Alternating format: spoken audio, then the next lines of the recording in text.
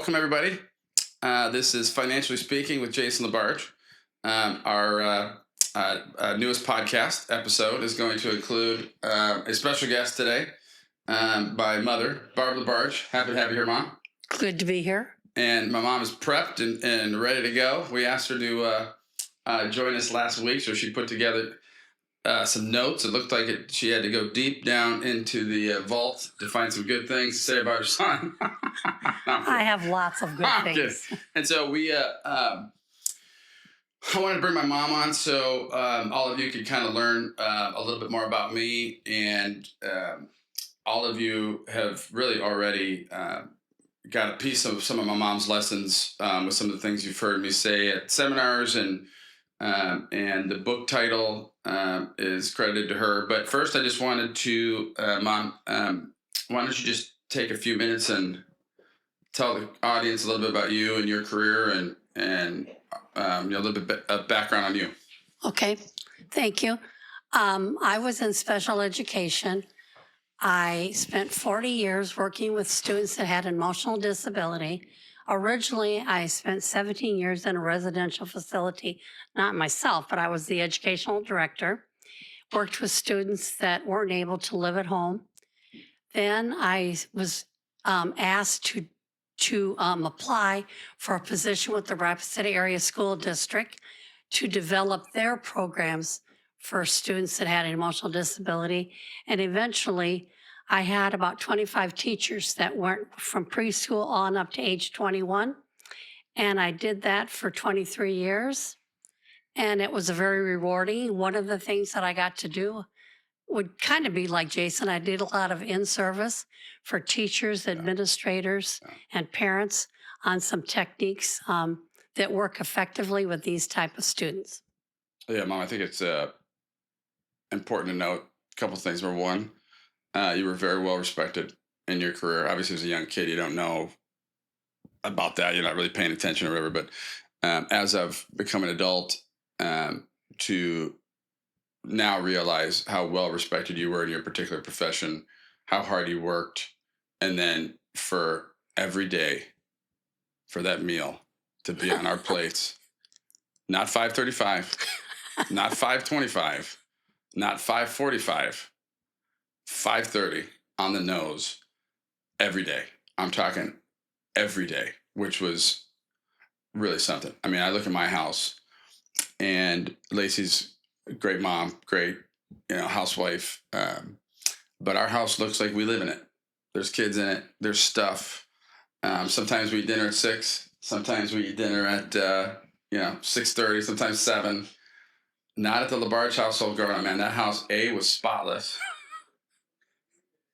And B, we had dinner on the plate 5:30 every day. For you to be a full-time employee, full-time job, and to have that on the meal every day. Talk about that. How did every single day, just time priority, how did you every day have a meal on the plate at the exact same time every day? Yeah, I really do think it was teamwork. There you go. I think it really was teamwork.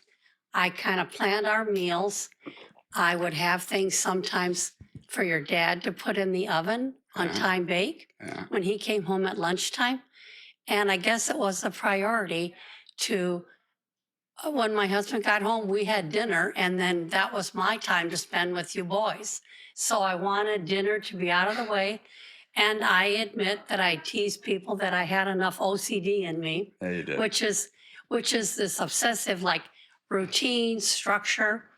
And so that's Did why you get that was. from your parent? Your parents weren't like, your mom was not like that.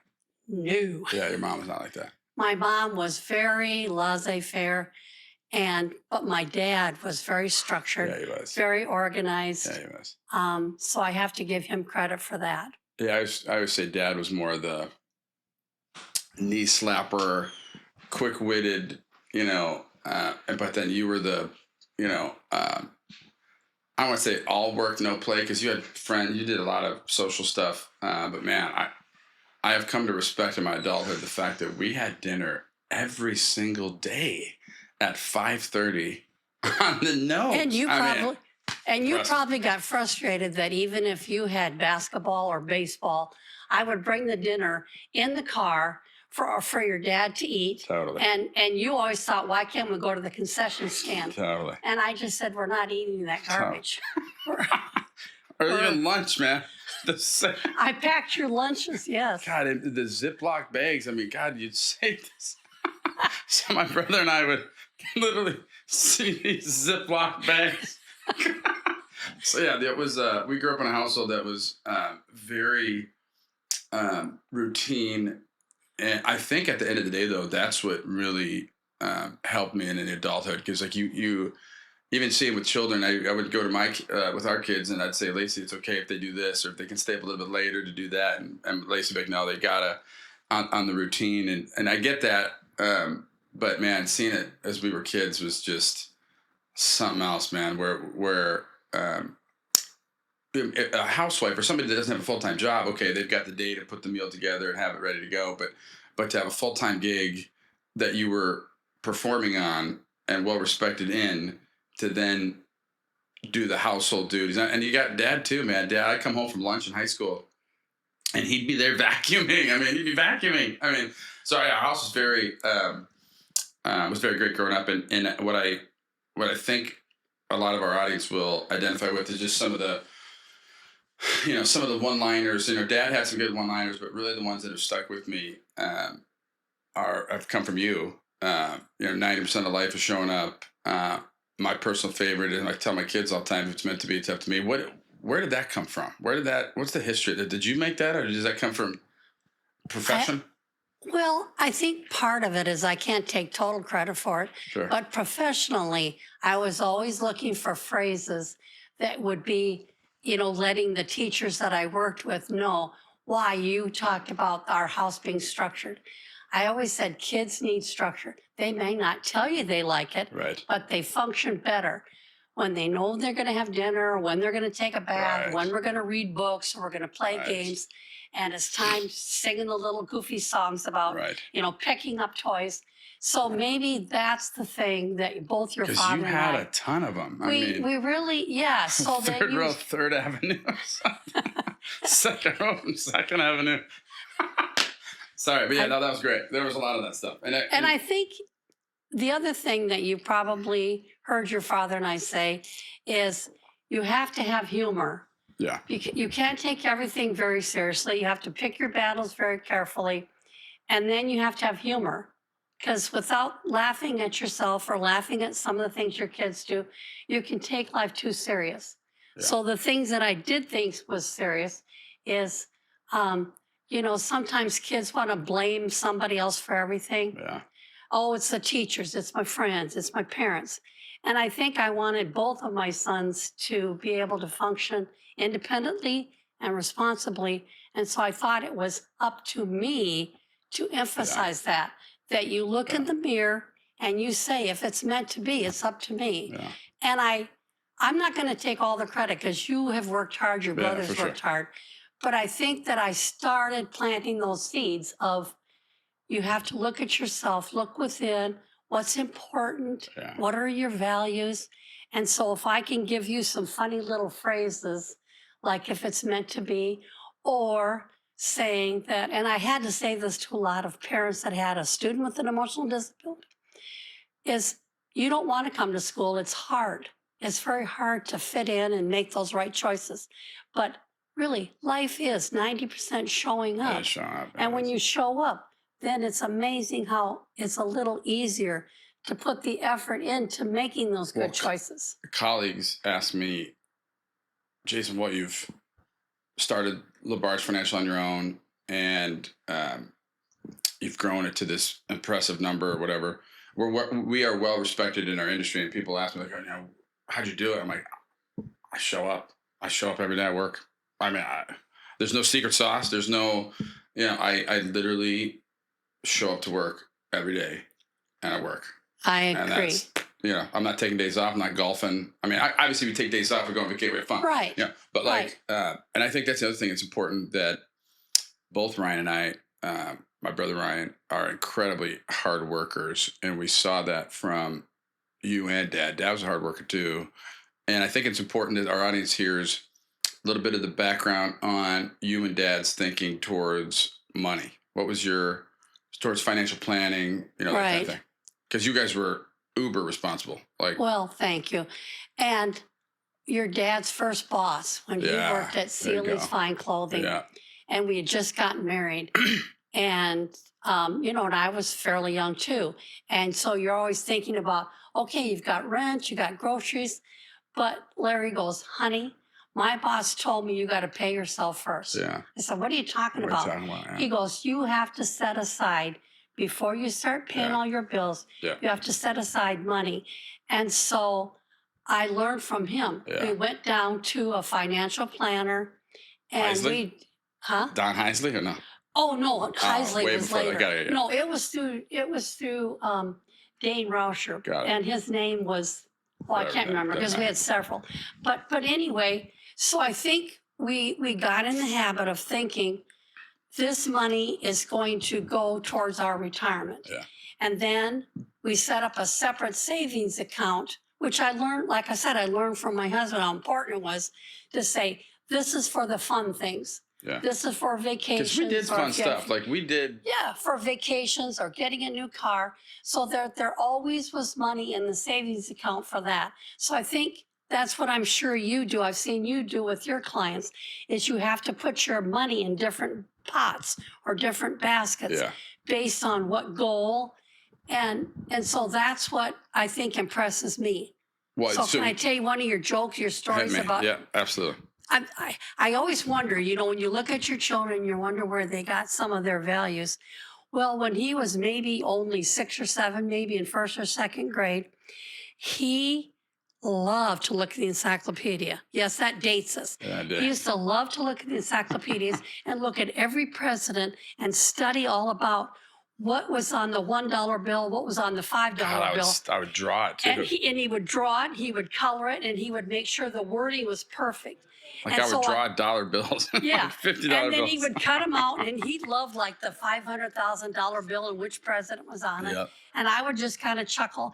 And I now think back and I go, well, he was building his portfolio, and now I he's was. helping families I build was. their portfolios. We I only was. had one little hiccup. Yes. Yeah, I know where you're going. He decided, he should share the wealth. And so back then, my husband really didn't have a checkbook. So Dad was a he cash had man. cash. Dad was a cash man. He was a cash man. He was a cash And man. not like he had an allowance, but he Yeah, he had a always cash liked man. cash.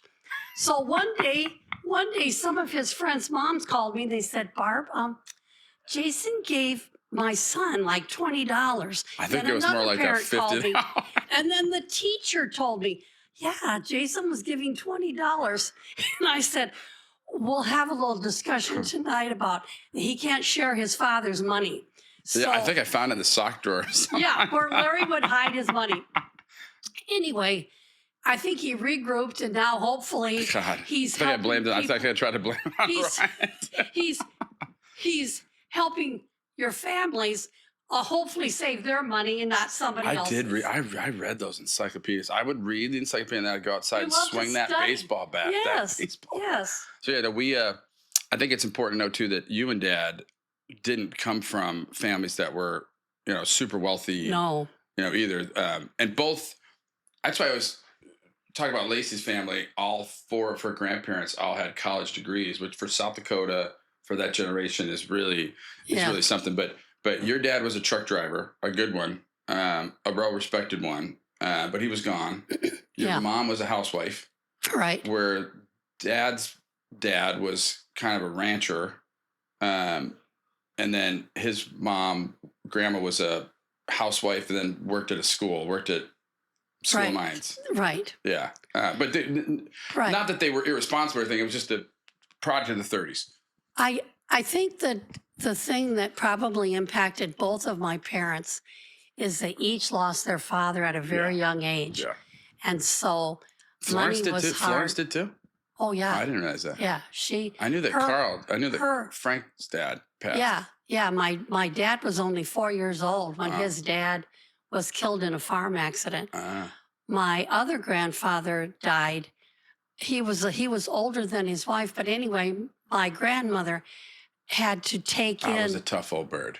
yeah, she had to take in residents, because, there was no such thing as Social Security or anything. So when their spouses died, they had to rally. And so I joke with Jason about the grandmother that I really met and spent time with.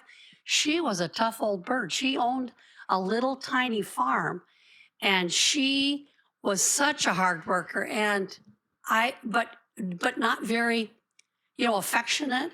Yeah. And so I was kind of half scared of her. But I know that she had to be so responsible Yeah. to raise her 4 children On her own. on her own. So that's why both of my parents dropped out of high school to help their parents, Which was a common which was common. thing. We're down a little bit. Yeah, back in which the was 30s. a common, Back in the 30s, was a common thing. parents Yeah, had to, children had to help their parents. for sure. And that, I think was important to you that, I mean, because you preached college since I was, young. And so college is always something that was important to us because you were the first of your family to get a degree. I was the only Yeah. one there was 5 children in my family, and I was the only one that went to college. Yeah. That was the only time I remember my feelings being hurt when both of my parents said, What are you doing? "You're a girl. Why What do are you you have to go doing?" to college?" Because my 4 older siblings hadn't. Yeah. And I 2 of said- them were girls. Yeah. I said, I want a different life. Well, I think your siblings were all really smart. I mean, Joe is a smart, Yeah. photographic memory. Like, Right. I think I got a lot of my interest in history and things from him. But, Yeah. but I mean, obviously I think your parents were probably a little bit more off than even dad's. I mean, again, not like they were, It could have been. I mean, and my dad, before he was a truck driver, he had a little creamery truck. I have the pictures in my office. But I mean, I think he made ends meet, but he and my mom had to work really hard to make that happen. So I love the fact that we get hard work. Hard work pays off. And we get our height. Yeah. We get our height from the Hennings. Yes. But I think it's important to note that I was even surprised pleasantly when, early on in my career, when you had asked me to look over your stuff and realizing how much you and Dad had saved. I think I obviously never talked about it, never asked or whatever, but to see how much you guys had saved was real impressive. And the fact that you have a pension from South Dakota, which the state of South Dakota, which is unique for that era. And so I think it's important that our audience hears, or at least you hear, that a lot of the model I use in our philosophy is based on what you and Dad did. Because what else could it be? You're only a product of your experience. Right. But your ability to help us through college and do all that, I think, was instrumental for me getting here, always being supportive, and all that. If I knew if we needed money tomorrow, I could call you, and we did. In my life, we did. But I appreciate all that. And as a parent, you want to do that. You want, there's a level of independence you want to see your children achieve, but there's also, like, it's good to know, I would think that if they need you, you're there for them. Yeah, thanks. And I wanted to say too about when when your dad and I were thinking about retiring, and we asked you to look at our accounts and on a more formal basis and say, how does it look like we're doing? And I think you were a little surprised that your dad and I had saved for our retirement. And but I have to thank you for saying, okay, Mom, you and Dad need to try to look into long-term care. Yeah. And they wouldn't accept Larry for whatever reason. Right. But so now I have that level of comfort that with a long-term care policy that I got in early enough, yes, the premiums go up, but I think that it will allow me to live in my home as long as possible and get some help. And I think I want to give you kudos. After going to a different company for financial planning for so many years, they whip out all their statistics and their graphs and they're sort of, like I said, you're not talking my language. It kind of goes a little bit over your head. But I think I was always impressed when I've gone to some of your seminars, because I think you make it understandable for people. And I think that's why you get positive feedback, because you talk in a language they can understand and they can see your vision. Yeah. That when you talk about the green money and the red money and the go-go years and the Yeah. slow go, I Yeah. think that little humor, I think, helps people understand, like, oh, this is me. I can see where I fit in, and he's going to be able to help me reach my goals. Well, I tell people that I'm a perfect mold. Dad was a great salesman. Man, he was personality, service minded. So I get a little bit of that Right. innate, but then I got the educator in me because of you, because we're educating people every Yeah. day, and a little bit of the, I don't know, psychology too, because Sure. a lot of my job is stepping people off the ledge on one end, and then giving people, like, you can do this. Go spend Yeah. money. I'm trying to tell you, go spend. Like, Yeah. And I think you're a good cheerleader. You're a good coach. You guide people. yeah, And I think that they sometimes, oddly enough, you'd think after you've all had your careers, but it's like either your second or third phase. And so we're all trying to figure out what's different. What do I need to do differently? How much money can I spend? And yeah.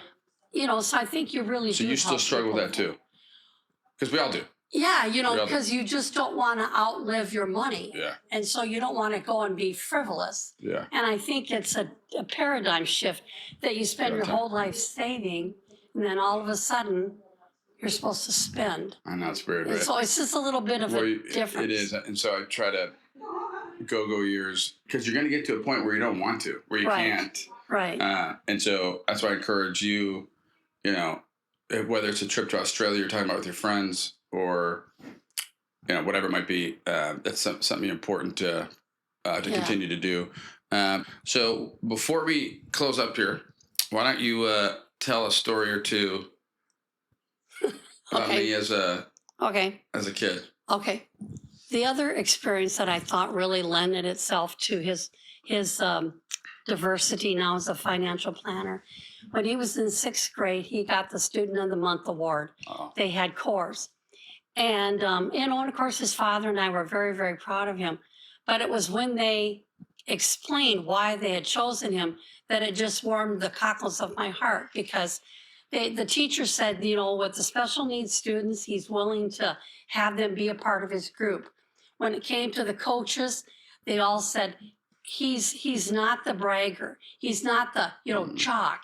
He really wants to help his friends improve their skills, and he's just a real team player. So when I hear you say, oh, we're going to have a team building day, I go, he's carrying on the tradition of there's no I in team. I think you're a good leader for being the team builder. So I didn't interview your staff, but I'm guessing that they appreciate being a part of that team. And so I'm proud of you for doing that. Real quick, we were at Julian's teacher conference, whatever, and Jules sits next to this kid who's a great kid, but apparently struggles a little bit with math or with some subject.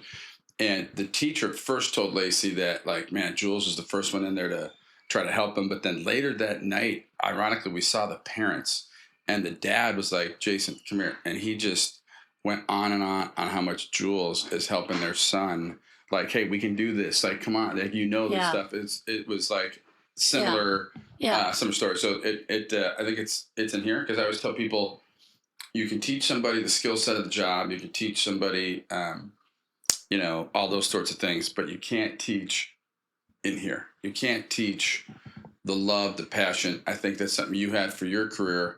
There's still students, I think, that call you, years later, and, you studying for your master's when you were going to Sioux Falls on that little Apple computer when I was 5, you can't teach that passion for education, or building one up, or building yourself up, or even your career. And I think I got that from you, and I try to show that, because even at my seminar, I was like, hey, if there's anything you're going to pick up tonight, if there's one thing, you're going to see that nobody gives a shit more than I do.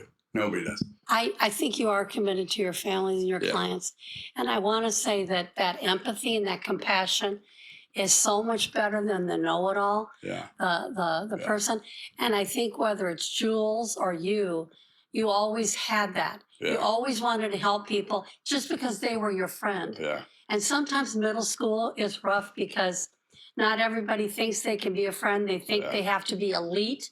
Yeah. But I was proud of Jason to kind of go against the wave and say, I want to include everyone. I Yeah. want everyone to be Yeah. my friend. And unfortunately, not everybody has that philosophy, but look Yeah. how it's paid off for Yeah. you.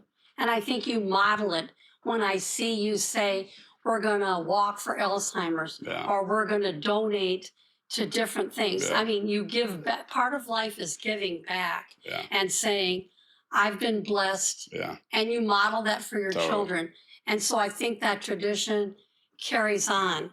And and I'm so happy for you because you have built this. Yeah. And and I mean, every parent is proud of their child, Sure. but I'm proud because he had a vision, and I didn't even know he was writing that book. I obviously knew some of his little sayings, and he's giving me kudos when he said, "Yeah, I got that from my mom."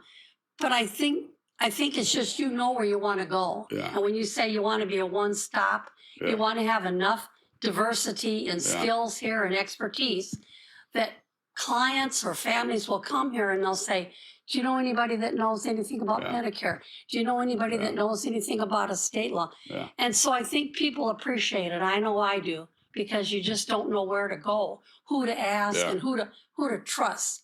And that's the thing I think you got from your dad. Yeah. I will give him total credit. He knew he was in sales. Everybody could sell a product. He knew he was selling himself. Yeah. And I think there's Yeah. other financial planners in Yeah. Severna Park or Annapolis, but you're selling yourself. Yeah. People want somebody they can trust. Yeah. They want somebody they can count on. Yeah. And I think you do that. And I don't think it's phony. No, I think it's not it's phony. very genuine. Yeah. And that's where you either have it or Or you don't. Yeah. Totally. And I think you have it. You have Yeah. a good heart. Yeah. And I commend you, and I'm not taking the credit. Hopefully, you are only modeling your values. So, way to go. Thanks, Mom. Love you. All right, Love that you. is our episode today for Financial Speaking with Jason LaBarge and the great Barb LaBarge. Thanks, Mom. Thanks, guys. Hope you enjoyed it. Thanks for having me. Insurance products are offered through the insurance business LaBarge Financial, LLC. LaBarge Financial, LLC is also an investment advisory practice that offers products and services through AE Wealth Management, LLC, a registered investment advisor. AEWM does not offer insurance products. The insurance products offered by LaBarge Financial, LLC are not subject to investment advisor or broker-dealer requirements. Securities offered only by duly registered individuals through Madison Avenue Securities, LLC, member FINRA SIPC. AEWM and MAS are not affiliated companies of LaBarge Financial. Investing involves risk, including the potential loss of principal. Any references to protection, safety, or lifetime income generally refer to fixed insurance products, never securities or investments. Insurance guarantees are backed by the financial strength and claims paying abilities of the issuing carrier. This podcast is intended for informational purposes only. It is not intended to be used as the sole basis for financial decisions, nor should it be construed as advice designed to meet the particular needs of an individual's situation. LaBarge Financial is not permitted to offer, and no statement made during this show shall constitute tax or legal advice. Our firm is not affiliated with or endorsed by the U.S. government or any governmental agency. The information and opinions contained herein, provided by third parties, have been obtained from sources believed to be reliable, but accuracy and completeness cannot be guaranteed by LaBarge Financial.